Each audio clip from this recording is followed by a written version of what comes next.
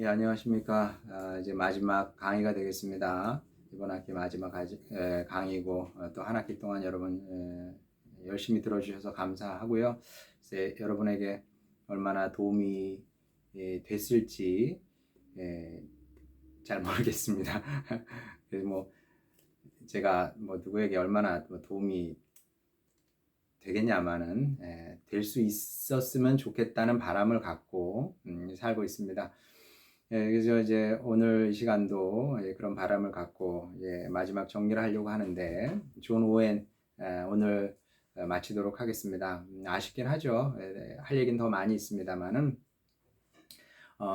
그래도 뭐 다 할 수는 없고 지금 여러분이 그 존 오웬이라는 신학자의 문 가까이 이렇게 제가 인도할 수 있으면 그것으로 이제 충분히 만족하다 하는 생각이 들고요.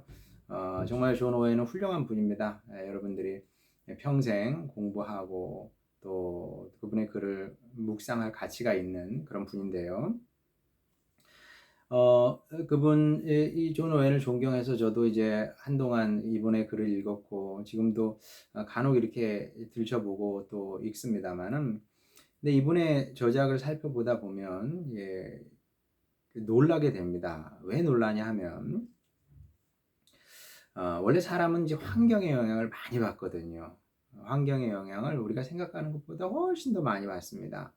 여러분 웰하우젠의 문서설 여러분 들어보셨을 거예요. 문서설이 왜 나왔을까요?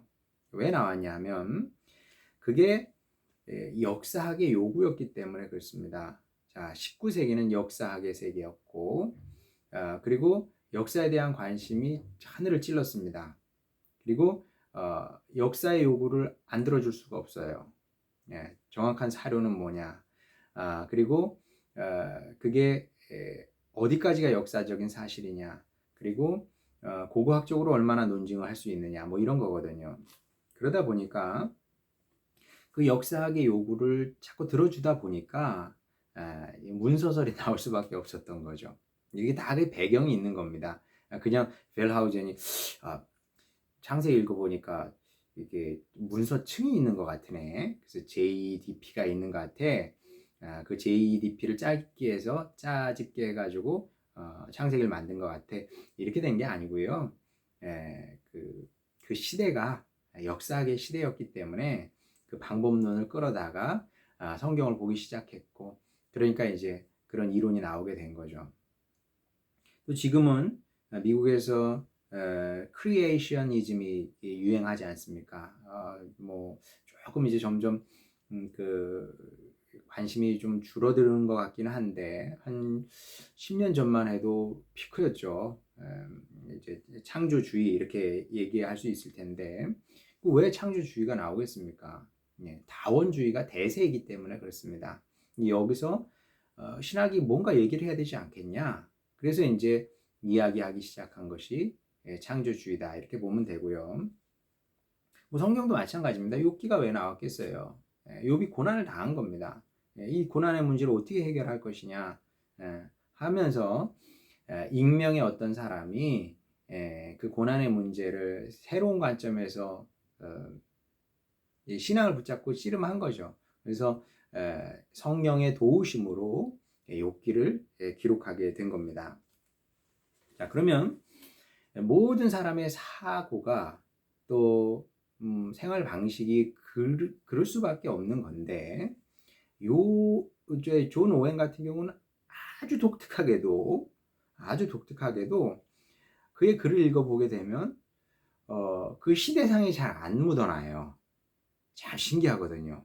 그 시대상이 묻어나게 마련인데 저도 강의하면서 뭐 다른 강의에서도 뭐 코인 얘기도 하고 뭐 대단한 얘기는 아니지만 그냥 조금 왜 다 코인 얘기하니까 하거든요.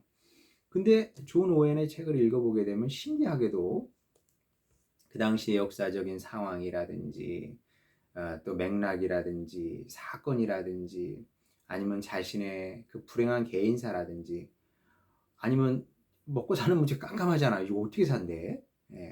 교회에서 쫓겨났으니 어떻게 살아요?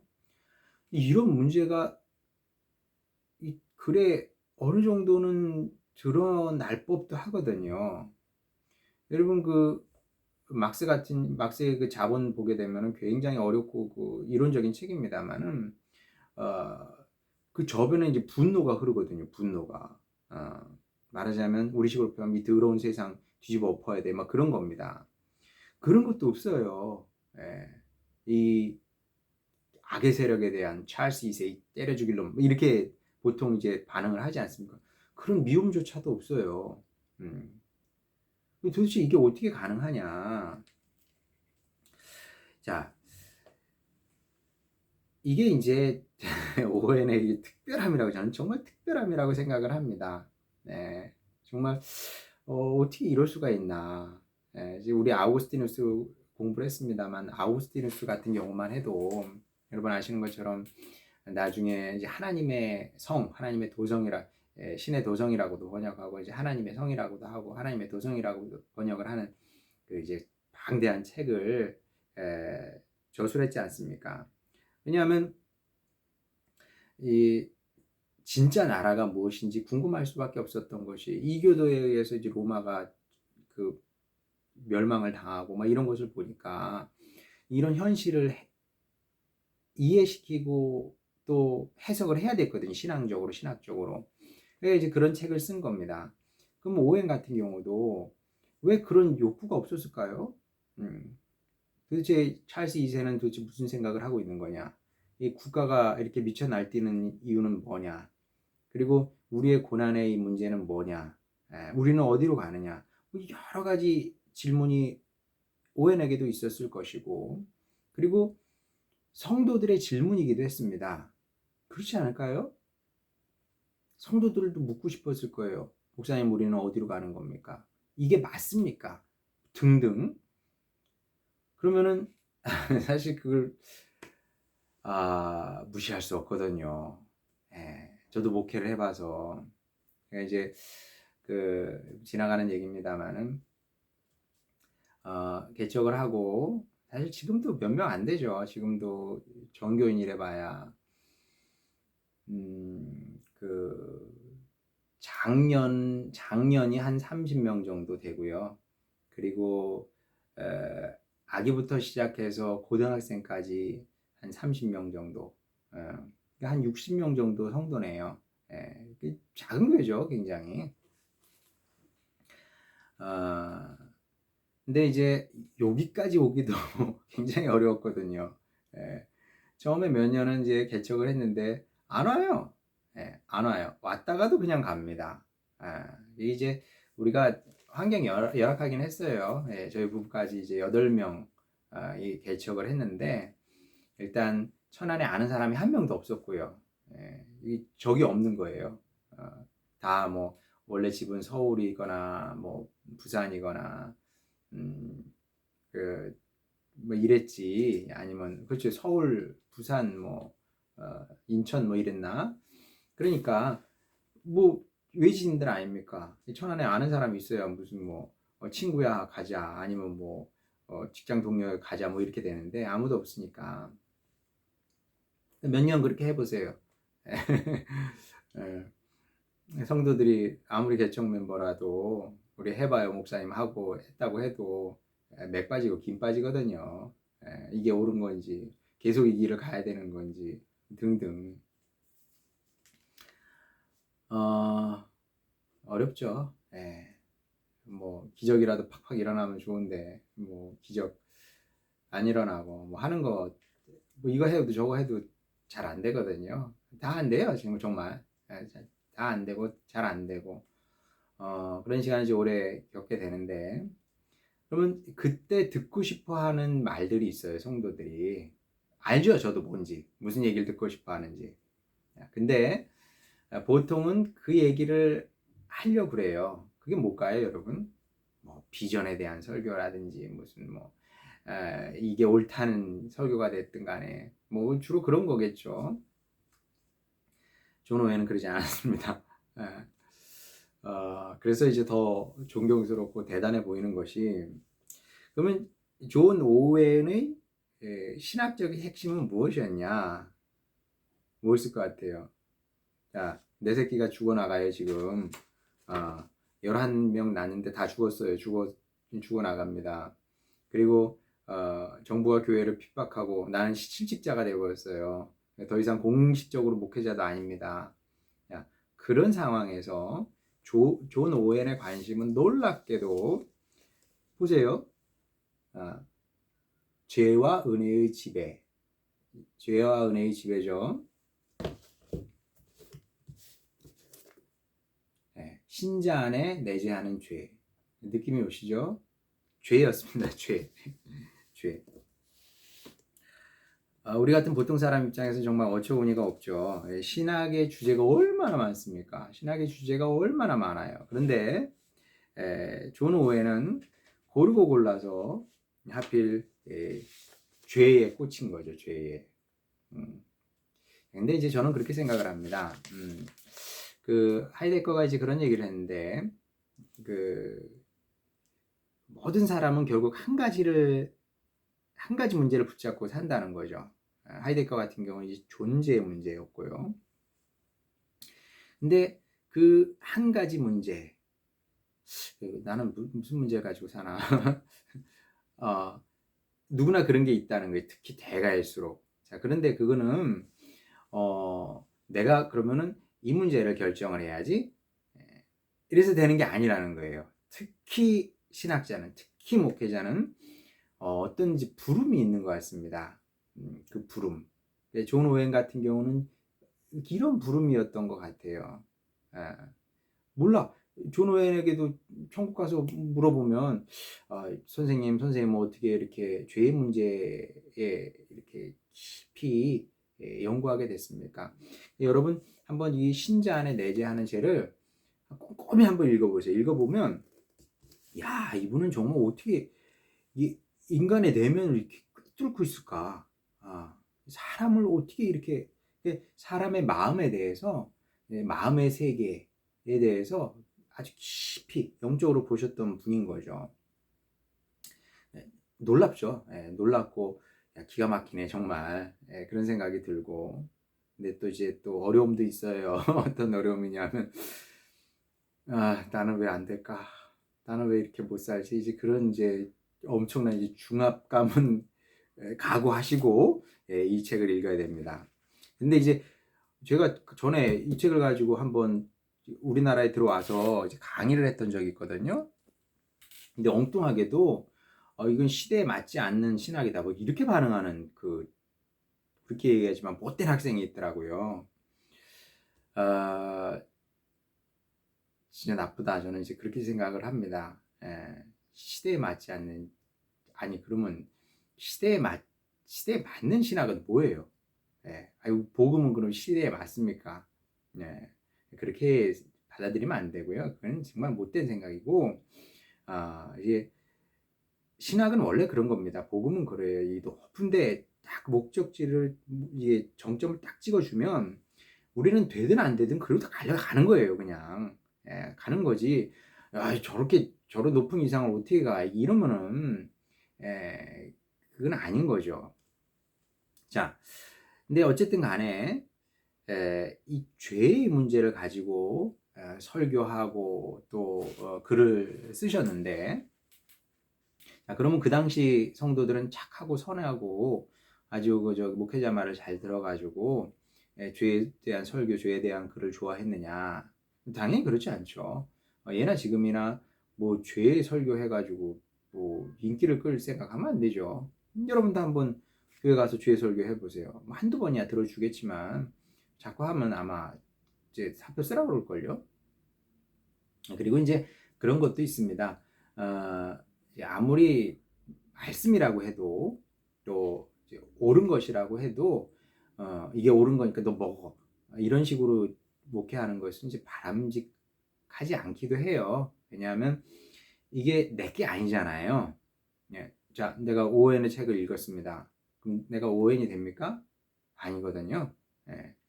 그러니까 일단 내가 그렇게 살지 못하고 내가 그렇게 살지 못하면서 넌 그렇게 살아라, 이게 옳으니까, 이렇게 말하면 100% 먹히지 않습니다. 다 튀겨져 나오고 반항하죠.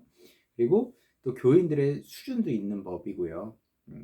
아직 애기인데 야, 소고기는 몸에 좋은 거니까 먹어라. 물론 좋죠. 근데 애기에게는 이게 독이 되겠죠. 먹으면 죽지 않겠습니까? 막혀서. 그렇기 때문에 이제 목회는 이제 종합적으로 고려를 해야 되기 때문에 혹시 오해를 읽더라도 야 이게 여기 진리가 있네 이게 옳으네 그대로 교회 가서 써먹을 생각하면 안 됩니다. 내 안에서 삶을 통해서 소화를 하고 그리고 교인의 이 성도의 이렇게 성숙 단계를 봐가면서 이렇게 목회를 하고 이제 설교도 하고 이제 그래야 되겠죠. 자, 근데 이제 그런 질문은 어쨌든 가능합니다. 오해는 신학 천재였다. 이렇게 얘기를 하죠. 그리고 천재였습니다. 뭐 일단 언어 능력이 대단했고요. 라틴어, 헬라어에 대한 지식이 뭐 박식했고 또 워낙 인문학적인 소양이 깊은 사람이었기 때문에 책도 뭐 다양한 분야로 많이 읽은 분이었습니다. 자, 그래서 여러 가지 그 신학 주제가 있다는 걸 알고 있었고 그리고 그 각 주제의 신학 주제의 중요성도 알고 있었습니다. 자, 그런데 왜 죄냐? 자, 이것이 이제 우리 강의의 마지막 테마라고 할 수가 있는데 왜 죄였냐? 왜냐하면 여기에는 존 오웬이라는 사람의 신앙, 신학, 인생의 핵심이 숨어 있다고 저는 보는 거죠. 그냥 오웬이 책상 머리에서 공부하다 보니까 죄 문제를 다뤄야 되겠네. 이것이 아니라 이 죄에 대한 문제를 다룰 수밖에 없었던 내적인 추동, 강한 추동이 있었던 겁니다. 자, 그것이 무엇일까? 그것이 무엇이었냐? 책에는 안 나와요. 그냥 얼핏 흘깃 비치기는 합니다만은 내가 이런 이유 때문에 죄의 문제를 다룬다 그러진 않거든요. 그런데 그게 있습니다. 그것이 무엇이었냐 하면 오해는 그 부분에 대해서 많이 생각했던 것 같아요. 교회는 왜 있냐? 교회는 왜 있을까요, 여러분? 목회는 왜 하냐? 성도의 삶이라는 것은 무엇이냐? 궁극적인 삶의 목적이 뭐냐? 이런 질문을 많이 했던 것 같아요. 오해는. 우리도 해야죠. 내 인생의 목표는 뭘까? 나는 왜 사역자가 되려고 그러지? 사역해서 뭘 하려고 그러는데? 교회를 그래 뭐 담임할 수도 있고 뭐 교회 사역을 해서 그래 그 사역의 궁극적인 목표가 뭔데? 우리는 이제 이렇게 질문도 잘 하지 않거니와 질문하게 되면은 막연하게 그렇게 생각을 합니다. 부흥을 해야지, 교회를 키워야지, 큰 사역을 하면 좋겠다. 이런 식으로 생각을 합니다. 뭐 저도 다르지 않았어요. 저도 그렇게 생각을 했습니다. 그렇게 되기를 원했고 물론 지금도 뭐 주님께서 그렇게 해주신다면 뭐 사양은 하지 않겠습니다. 사양은 하지 않겠습니다만은 글쎄 뭐 지금까지 하는 꼴을 봐서는 뭐 그렇게 될 가능성은 뭐 희박해 보이고 뭐 혹시나 뭐 제가 다른 큰 교회로 옮긴다면 또 모를까. 근데 지금으로서는 뭐 그럴 생각은 없고요. 이제 우리 같이 교회를 시작했던 식구들도 있고 또 지금 맡겨주신 성도들이 있는데 더 좋은 조건의 교회가 난다 그래서 난 간다 잘 있어 이렇게 하는 거는 글쎄 모르겠어요. 뭐 다른 분들 그래도 되고 또 그럴 수 있죠. 그게 틀렸다는 얘기는 아닙니다만은 아무래도 저한테는 그게 맞는 것 같지는 않고요. 아마 그냥 이렇게 지금 저희 교회 사역하다가 저희 교회에서 뭐 큰일 없는 한 은퇴할 것 같은데 어쨌든 그렇게 생각을 하는 거죠. 교회를 키우고 부흥시키고 그래서 큰 사역하는 거 이제 이런 걸 생각을 하는데 그거는 이제 오해의 관심사는 아니었다는 거죠. 오웬의 관심사는 그게 아니고 오웬이 진정 원했던 것은 무엇이냐면 스스로에게 원했던 것 그리고 그를 따르던 성도들 하나님께서 그에게 맡겨주신 하나님의 양떼 오해하면 안 돼. 우리 양떼 아닙니다. 우리 양떼. 이제 자꾸 이제 오해해가지고 우리가 목자라고 착각을 하는데 우리 목자 아니에요. 우리는 그냥 그냥 이렇게 목자는 따로 계시고 주님이 목자시고 우리는 그냥 주님께서 쓰시는 개 정도 양치기 개 있죠? 예, 그 정도지. 우리가 무슨 목자예요. 하나님께서 당신의 양떼를 우리에게 맡겨주신 겁니다. 네가 이렇게 잘 이렇게 어디 도망가지 못하게 이렇게 지켜라. 그리고 네가 나 대신 좀 인도 좀 해주고 인도하면 이제 먹이시고 살리시는 분은 주님이신 거죠. 이제 영원한 목자장 되시는 이제 주님께서 존 오웬에게도 양떼를 맡기신 거 아닙니까? 그러면 그 양떼를 위해서 내가 뭘 해야 되느냐? 어떤 목적 의식을 가지고 사역을 해야 되느냐? 분명한 목표 의식이 있었는데 그것이 무엇이었냐 하면 하나님을 닮은 거룩한 신앙의 삶을 살게 하는 거죠. 그게 이제 오웬이 가지고 있던 인생의 목표였고 사역의 목표였고 또 교회의 목표이기도 한 거죠. 성공이 아니라 우리 이제 어려서부터 성공에 대한 얘기는 많이 들었잖아요. 그 왜 문제가 됩니까? 그게 뭐 복 받는 건 좋은 거거든요. 모든 성도가 다 복을 받길 원해요. 저도. 그러나 거기서 멈춰버리면은 이게 정말 아무것도 아닌 거죠. 왜 하나님께서 우리를 복을 주셨냐 하면 그 복을 가지고 사역을 하고 또 사역을 통해서 하나님을 닮은 거룩한 사람으로 하나님께서 그러시지 않습니까? 내가 거룩하니 너희도 거룩해라. 내가 온전하니 너희도 온전해라. 온전한 삶을 추구해 나가는 거죠. 추구하다 보니까 죄와 싸울 수밖에 없고 싸워야 되니까 죄가 어떤 존재인지 드립답할 수밖에 없었고 그 과정에서 이렇게 주옥같이 빛나는 신앙서적이라고 하기는 좀 어렵고요. 신학서적이 탄생하게 됩니다. 그래서 이 열망이 너무나 컸기 때문에 개인적인 고난도 또 국가적인 박해도 그의 궁극적인 관심을 돌려놓지 못했다. 대단한 거죠. 개인적인 고난, 국가적인 박해 무섭고 힘들었지만 그러나 그럼에도 불구하고 주님 저는 제 길을 갑니다. 그러면서 이 죄와의 싸움을 계속했고 그 싸움의 기록이 바로 이런 책이다 이렇게 생각하면 될 것 같습니다. 그리고 저는 이것이 존 오웬이라는 신학자이자 목회자의 위대함이고 또 청교도 신앙이 주는 깊은 울림이다. 저는 그렇게 믿습니다. 눈에 보이는 것을 추구하는 것이 아니라 세상의 영광을 추구하는 것이 아니라 눈에 보이지 않지만 가장 아름다운 분, 가장 귀한 분, 그 분을 닮아가는 것을 인생의 목표로 알고 그렇게 한평생 살아낸 거죠.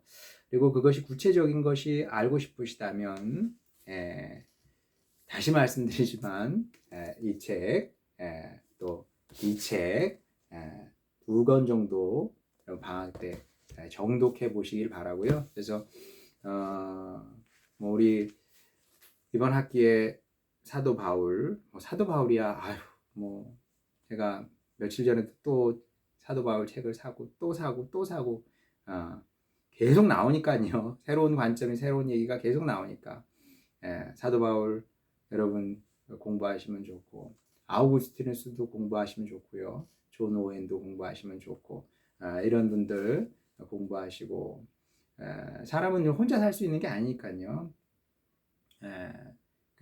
끊임없이 배움으로 신앙의 길을 더 잘 걸어갈 수 있다고 저는 생각을 합니다. 그래서 그렇게 배움의 길을 잘 걸어가셨으면 좋겠고요.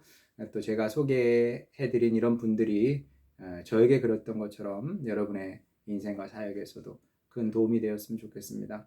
감사합니다. 이번 한 학기 동안 여러분과 함께 이런 수업을 하게 돼서 참 기쁘고 감사하게 생각하고요. 조금이라도 도움이 되기를 바랍니다만은 어쩐지는 모르겠습니다. 어쨌든 저에게는 귀한 시간이었습니다. 고맙게 생각하고요. 감사하게 생각하고 우리 시험날 만나도록 하겠습니다. 감사합니다.